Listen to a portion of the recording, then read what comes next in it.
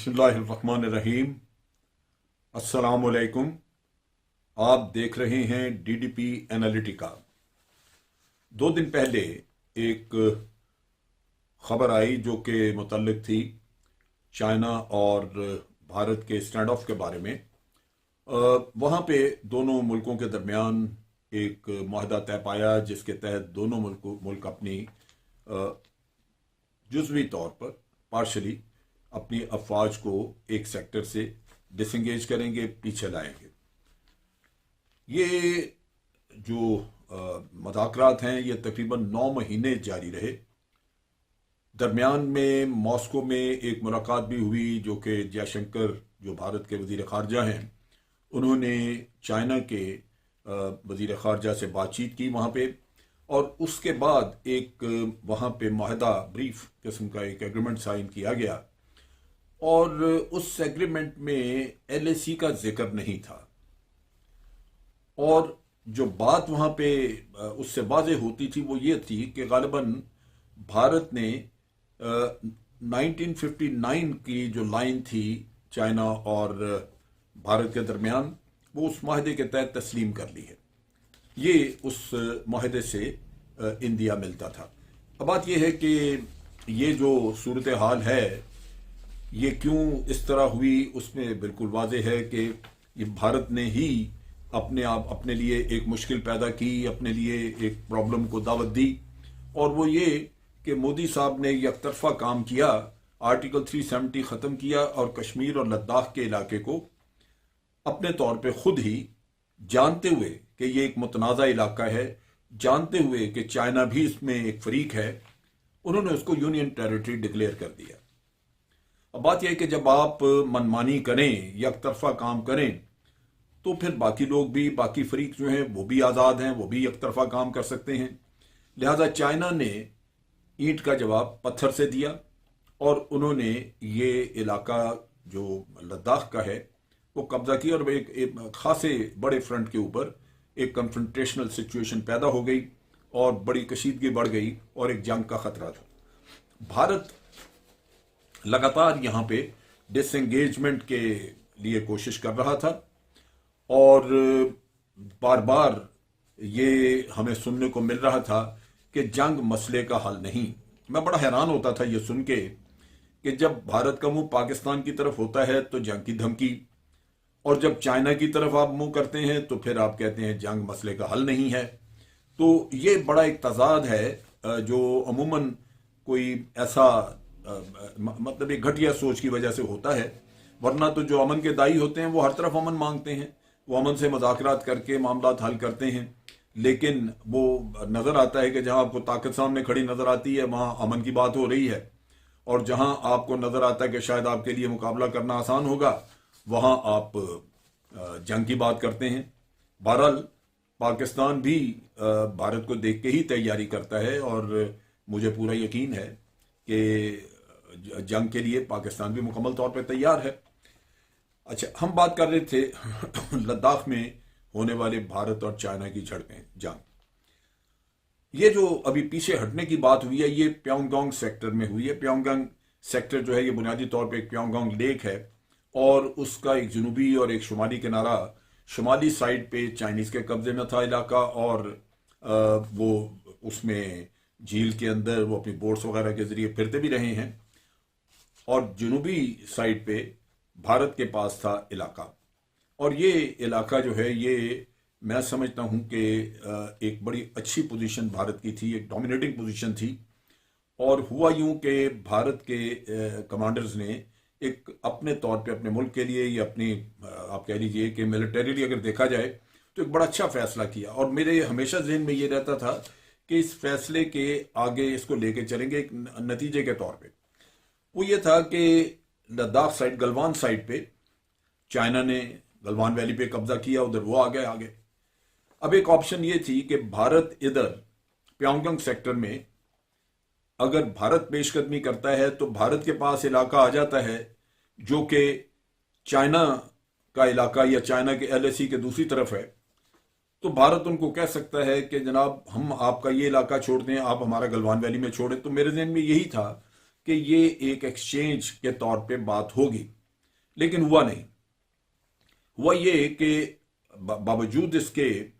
کہ آگے کچھ امپلیمنٹیشن ہوئی، آگے ایک پلان کو چلایا نہیں گیا جو لگتا تھا، لیکن بھارت کے کمانڈرز نے ایک اچھا کام یہ کیا کہ انہوں نے شنگریلا رینج، جو کہ ایک بڑا ڈومینیٹنگ ایریا ہے، ڈومینیٹنگ ہائٹس ہیں، ان میں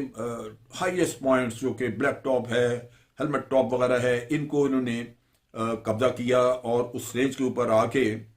تو چائنیز نے ریئیکٹ کیا۔ وہ چائنیز ان کے خلاف ریئیکٹ کرنا چاہ رہے تھے، لیکن بھارت کے جو ٹروپس تھے یہاں پہ ڈپلائڈ، انہوں نے فائرنگ وغیرہ کی، اور چائنا کی وہ جو ریئیکشن تھا چائنا کا وہ ناکام ہوا۔ اب چیز یہ کہ یہاں پہ ایک صورت تھی کہ چائنا ایک وقت تک اس نے بلڈ اپ نہیں کیا ہوا تھا، اور وہ ایک لوور گراؤنڈ پہ تھے جہاں سے وہ آپ کے خلاف ریئیکٹ کرنے میں ان کو دقت تھی، تو بھارت ایک ایسی جگہ پہ تھا جہاں وہ رول ڈاؤن کرتے تو یہ علاقہ کیپچر کر لیتے۔ لیکن یہ بھی ایک ساتھ چیز ذہن میں رکھنی چاہیے کہ یہ جو اپرچونٹیز ہوتی ہیں یہ ٹائم باؤنڈ ہوتی ہیں، دوسری سائڈ پھر اپنا کچھ نہ کچھ ارینجمنٹ کر لیتی ہے۔ نتیجہ یہ کہ چائنیز نے بڑی جلدی پھر اپنا بلڈ اپ کرنا شروع کیا، اور چند دنوں میں اپرچونٹی نکل گئی، اور پھر بھارت کے پاس کوئی خاص ایسی بڑی آپشن نہیں تھی اس علاقے میں کہ وہ چائنا کو مجبور کر سکتے کہ وہ گلوان سائڈ کا علاقہ چھوڑ دے۔ لہذا یہاں پہ باوجود اس کے کہ پروڈومیننٹ پوزیشن تھی، تو چائنیز واپس نہیں لے سکے یہ جگہ۔ خیال یہی تھا کہ وہ شاید سوچتے ہیں کہ اگر یہ لڑکے واپس لینا پڑا تو شاید بڑی جنگ بھی ہوگی، اور اس کے ساتھ ساتھ یہ بھی ہو سکتا ہے کہ نقصان کافی ہو، لہذا چائنیز نے یہاں پہ ریئیکٹ نہیں کیا۔ اب بھارت نے چونکہ اس وقت پہ ٹائم ضائع کر دیا، فائدہ نہیں اٹھایا، تو اب مذاکرات میں، اور پھر خاص طور پہ جو جے شنکر صاحب ایک ایگریمنٹ کر کے آئے، اس کے بعد لگتا یہی تھا کہ بھارت اب ہر لحاظ سے وہ اپرچونٹی کھونے کے بعد ڈس انگیجمنٹ چاہتا ہے۔ اگر چائنیز ڈس انگیجمنٹ پہ مانتے ہیں اور دونوں سائڈ جو ہیں وہ پرامن طریقے سے پیچھے ہٹ جاتی ہیں، اور جنگ کا خطرہ ختم ہو جاتا ہے، کم ہو جاتا ہے، تو پھر اس صورت میں دونوں کی ایک ون ون پوزیشن آ گئی کہ آپ جنگ سے بچ گئے۔ لیکن اس میں بھی میری سوچ یہ کہتی تھی کہ بھارت مطالبہ کرے گا کہ پیچھے ہٹنے کے لیے سارے جہاں جہاں کہیں انکرشنز ہوئی ہیں وہاں سے دونوں سائڈز پیچھے ہٹیں، اور اس میں گلوان ویلی کا علاقہ خاص طور پہ تھا، وہاں چائنا نے تقریباً 1000 مربع کلومیٹر کا علاقہ جو ہے وہ قبضے میں لیا ہوا ہے، لیکن ایسا ہوا نہیں۔ تو بھارت کے، میں سمجھتا ہوں بھارت کے وہ کمانڈر جنہوں نے اس وقت یہ فیصلہ کیا کہ یہ پریمپشن کر کے پروڈومیننٹ ہائٹس کو کیپچر کر لیا جائے تاکہ کم از کم یہاں پہ چائنا کو ایک ڈس ایڈوانٹیج پوزیشن پہ رکھا جائے، تو وہ قابل تعریف ہے، انہوں نے ایک اچھا کام کیا۔ اگر یہ بھی نہ کیا ہوتا تو پھر یہاں پہ بھارت کی پوزیشن اس سیکٹر میں بھی ہو سکتا ہے کہ بہت خراب ہوتی۔ تو میں اس چیز کو یوں دیکھتا ہوں کہ انہوں نے بالآخر ایک اپنے لیے اچھا رستہ رکھا، گو کہ پوری طرح اس سے فائدہ نہیں اٹھایا، لیکن بصورت چائنا یہاں پہ اسی وجہ سے مانا ڈس انگیجمنٹ کا کہ یہاں پہ ان کی پوزیشن اتنی مضبوط نہیں تھی اور بھارت بہتر پوزیشن میں تھا، لہذا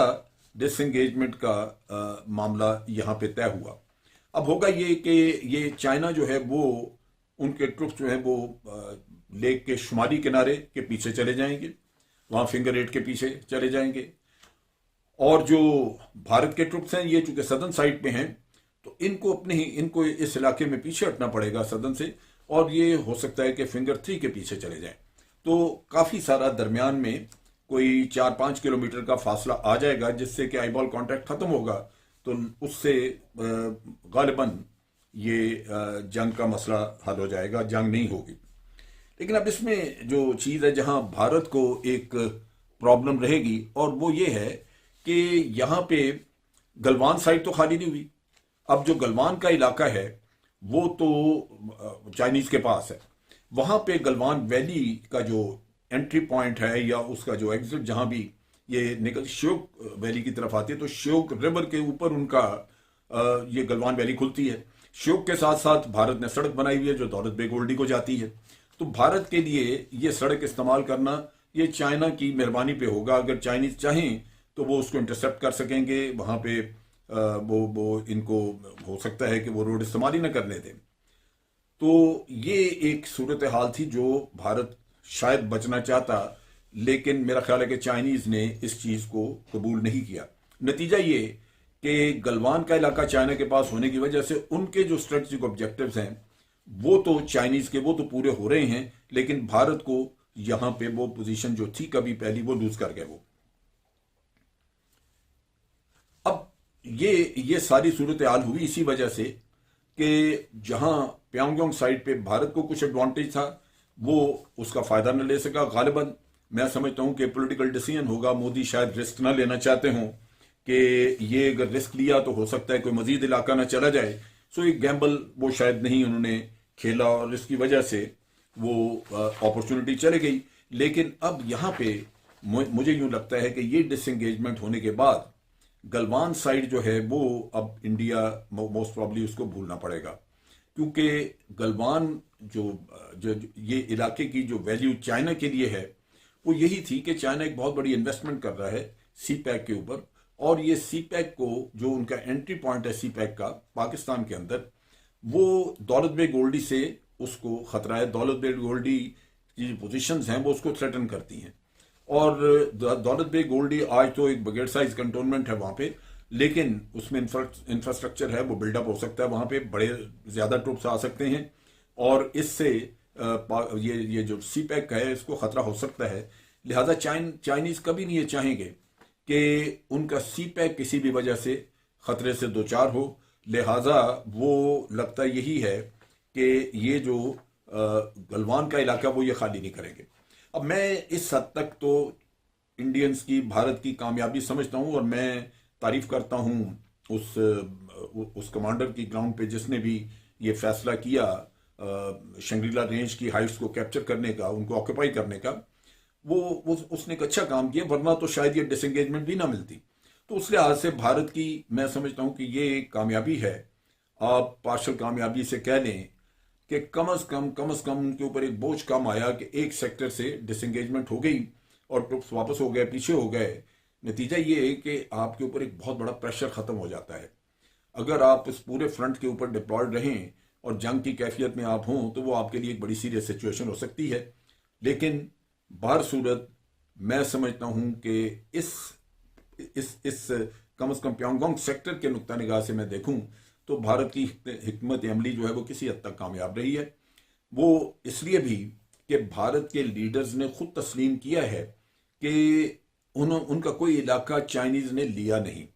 جہاں تک میری سمجھ کام کرتی ہے وہ یہ ہے کہ جنرل وی کے سنگھ کی ابھی ایک سٹیٹمنٹ تھی جس میں وہ کہتے رہے کہ ہم انگریشن کرتے نہیں، یعنی انڈیا انگریشن کرتا رہا. اس کا مطلب یہ ہے کہ انڈیا وقتاً فوقتاً کچھ نہ کچھ چائنیز کا علاقہ آگے کیپچر کرتا رہا ہے، اور اگر انہوں نے کوئی علاقہ یہاں پہ چھوڑا بھی ہے،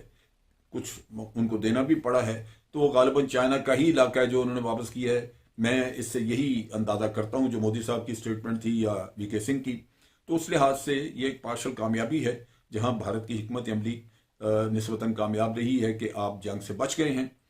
ورنہ تو لڑ کے علاقہ لینا پڑتا ہے جو غالباً اس صورتحال میں بھارت کے لیے بہت بڑا نقصان دہ ہو سکتا تھا. آج کے لیے اتنا ہی. افواج پاکستان زندہ باد، پاکستان پائندہ باد.